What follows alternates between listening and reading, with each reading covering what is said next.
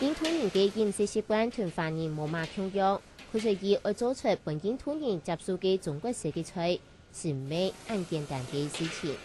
印度人就唔中意同我哋客家人咯，要骨頭嘅嘢，骨頭落去試下，佢哋唔可以嘅，佢哋冇骨頭嘅，搶肉嘅。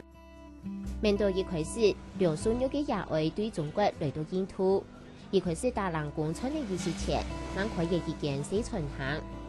農白嘅四川行，到兩下做得100來450幾人下嘅太川行。梁淑玉講，做得有根本嘅成就，但係過程其實係幾辛苦嘅。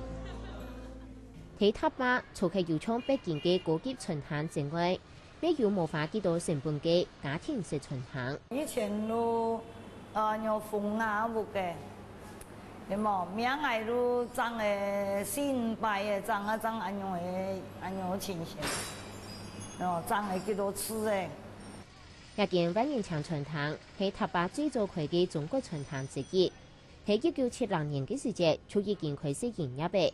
今年62歲嘅後連州阿婆講，農白經營川行無法土搶工人，因地位全部嘅勢頭，從黑色雲、煮菜也係變數，全部攏愛自家做。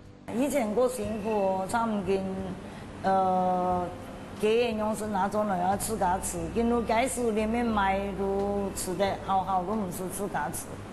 唔過兩下做下嚟地位，就愛一打開來就用牙齒做得用。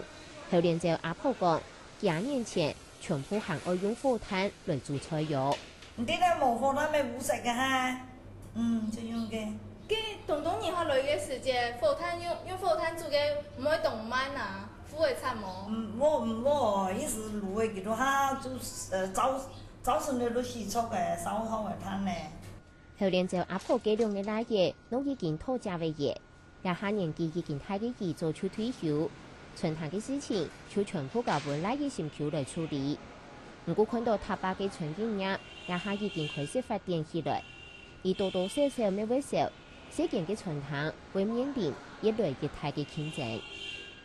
當然比先過冇做呀，因為以前我哋嘅都好像主要誒富橋呐。